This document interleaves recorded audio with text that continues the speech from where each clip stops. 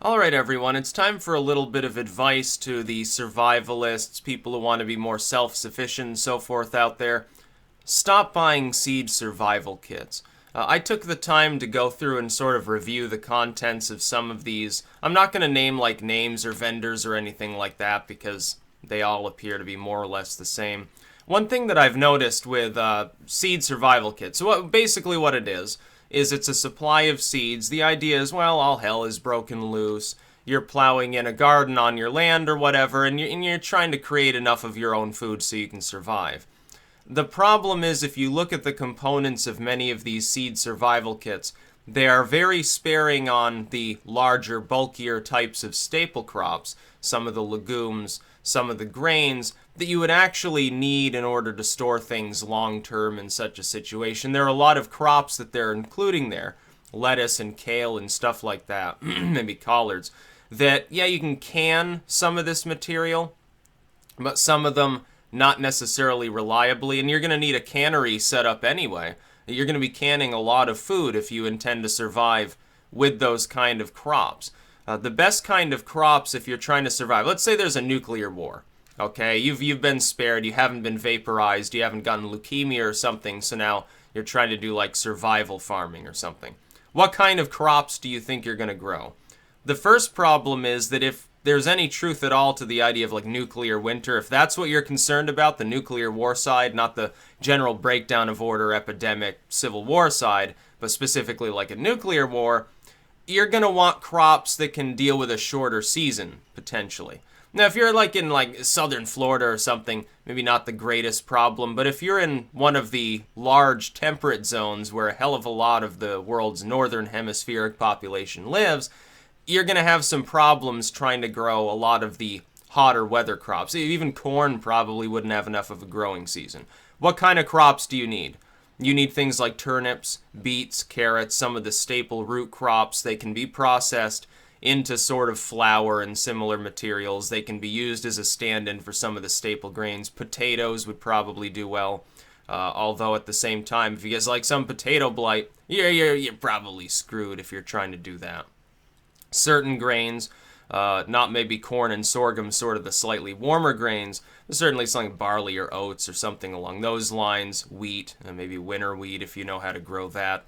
And you're going to need legumes. If you're going to grow staple grains, and you're not likely to have access to chemical fertilizer because the supply will quickly exhaust itself, then you're going to be reliant upon composting and crop rotation and all of these other older technologies that people were using. In the absence of a steady supply of chemical fertilizer, you're going to destroy your soil and probably have a famine if you're not rotating and companion planting at the very least.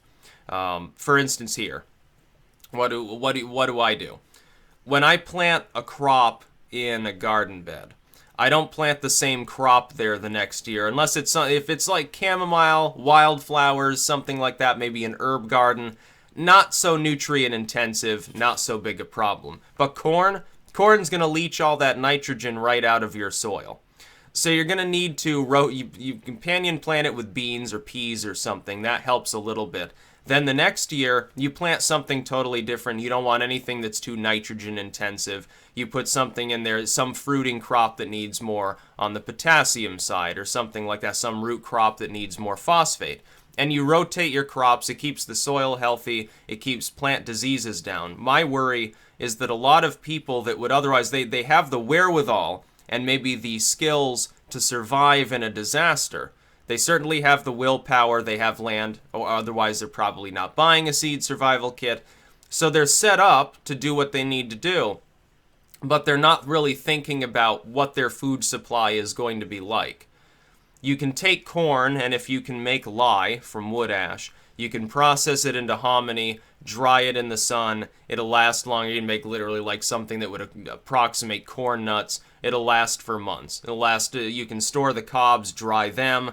Then you can process it over time in batches as needed. Legumes, some of those, lentils, stuff like that, you dry it out. It'll store for a very long time. You're also going to want to purchase, if you think that this is what you're going to be doing, a decent storage system. I will also say Varg, I think, has a very wise idea for people. which is permaculture, and there are various designs that you can use for this. I haven't personally invested in permaculture.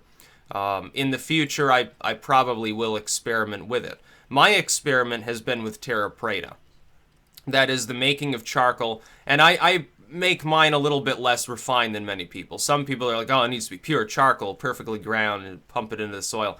Yeah, that's a good idea. It certainly is going to build your soil texture. In the one bed that I've fully, made terra preta in, it's way better soil than any of the other beds, and it grows gigantic vegetables with relatively little actual effort, as in little to no chemical fertilizer needed. It seems to cut down on certain pests in the soil.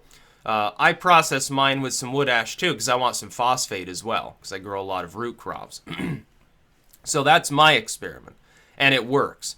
I can independently verify that because I've been doing that. As long as you're doing everything else you need to be doing to the soil, keeping it organic, it will store that organic material, it'll actually break it down quicker, releasing those nutrients. Some simple like leaf mulch or something like that could be added to a terra preta infused soil. And you'd get big crops every year potentially unless you were growing a monoculture over and over and never rotating. Still need crop rotation or else you still destroy the soil over time. With Varg's setup, he's taken his land and begun planting in orchards and berry bushes and crops that complement one another, replacing what you would consider useless weeds like grass or something like that with weeds so-called that will outcompete those other plants but nonetheless have human uses.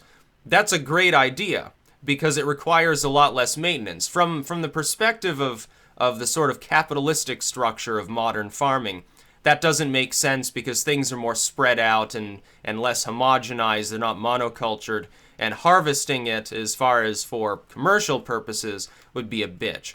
But as far as harvesting it for your own, family purposes, when order is broken down, yeah, it's far superior to any like commercial style of farming or even small scale like organic gardening. Another thing to look out for, you need to be getting heirloom seeds, or at least seeds that won't be sterile in the next generation. If you can't store your own seed, it's pointless. So you get some seed survival kit, and it's got commercial hybrid seeds that in the next generation are going to be completely sterile, have a 1% germination rate. There's your famine right there. So, and look at cost as well. Considering that you're getting a bunch of filler, cheap types of seed that ultimately aren't going to help you, like, oh yeah, you can get 10,000 lettuce seeds because, after a major disaster, you're really, really going to want lots of green garden salads. You're not going to be so worried about high caloric intake from staple grains and legumes. Fuck that shit. Let's just eat a bunch of lettuce until we get massive malnutrition. They put in all this filler. You could do this more inexpensively. Assemble your own basic seed survival kit, which will cover a huge amount of acreage, relatively cheap. And sometimes you can get some of that seed in bulk. Another thing would be ahead of time, storing up the materials needed to maintain everything properly. For the first couple of years, you probably would want at least some chemical fertilizer additive, even if you're like, oh, organic, hippy-trippy, heirloom, and non-GMO. That's great, by the way. The flavor on those varieties tends to be better. That's why I've got all heirloom seeds this year. It's just superior in flavor. Sometimes the nutritional content's a bit different. That doesn't really figure in so much. But what you're going to want to do is make sure you have all the other material you'll need. For instance, you buy a seed survival kit. Oops, I forgot to get a shovel. Something like that.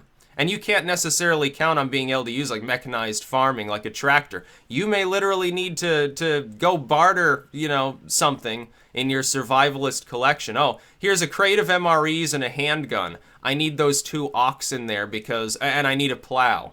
Or you make your own wooden plow. You hire Jim the cartoonist down the road has an antique plow collection because he's really fucking eccentric or something. Can I have one of your plows, Jim? Or something like that. You may have to do these things. Ultimately, though, there's one thing that will allow you to survive more than anything else, and it's weaponry. Something to defend yourself. What's the use of growing crops if some marauding gang comes and steals them all? It's like gold. Gold is great as far as the economy breaking down a little bit. Yeah, you've just made out like a bandit. You're just fine. But if order breaks down, you've got a nuclear war, you've got a civil war, asteroid strike, mass epidemic, you're going to want to be able to defend what's yours because there may not be a state left to defend it for you. There may not be even local authority beyond. The sheriff is still operating, but he's holed up in his home protecting his own family. He doesn't have time for your bullshit. You're going to need to defend it yourself, even if only against animals, by the way. One thing that will happen in the wake of any major disaster is a hell of a lot of feral animals that are going to get diseased really quick. Because they're going to rapidly multiply, eating all the trash left over from humanity, spread out from the urban and suburban cores of the country into the wilderness. A lot of them will go feral. There's going to be rabies everywhere. There are going to be other diseases everywhere. You're going to have masses of fleas and ticks, potentially, from this massive explosion of mammalian life. That's going to be one of the main concerns afterwards. After a major disaster hits, the disease coming from like feral animals and stuff. We saw what happened with Hurricane Katrina. The disaster was terrible. Huge areas got flooded out. What was the main concern after? Disease proliferated. Disease proliferated. You had unsanitary conditions. All of those animals that did survive, yeah, they were feral. They were no longer really pets. They went off and scavenged human remains. They went off and scavenged any other like garbage that was lying around, the dead fish, some fucking bloated dead alligator and stuff, and they began multiplying. It became a problem. You look at Detroit today. Detroit's by no means a warm, hospitable climate for some of these animals anyway. There are thousands and thousands of feral dogs roaming the city in huge packs. They live in abandoned buildings. They eat trash. They root through people's garbage. It's just sort of the way that it goes. Sanitation would be a huge concern. People would need to be able to perform maintenance. You would need to know how to drain off stagnant water and things like that and remove refuse and get rid of it to keep disease from spreading as well. That would be the greatest concern. It wouldn't even really be about growing food. You could scavenge canned goods probably for years thereafter, but if you don't have any medical infrastructure and you get an outbreak of cholera, yeah, you're probably screwed. It doesn't matter if you have good nutritional input in many ways at that point. So that would be my cautionary statement about seed survival kits. Assemble your own kit. Get something like lentils and winter wheat, and you need grains, you need legumes. You do need root crops, you do need greens, but do you need 10,000 lettuce plants in the wake of a nuclear war or something? It doesn't make any sense. Maintaining it as far as nutrition goes, yeah, have a little patch of lettuce, but growing like an acre of nonstop kale or something isn't really going to help you. Most of that's going to go to waste. Preserving it's going to be a lot harder than preserving, again, some of the other staple crops. They can be processed more, they can be dried or whatever. You can't really, are you really going to take those heads of lettuce and dry them in the sun and powder them and store them as like lettuce flour or something? I don't think so. I think that's going to be rather time consuming. That's about all. Peace out.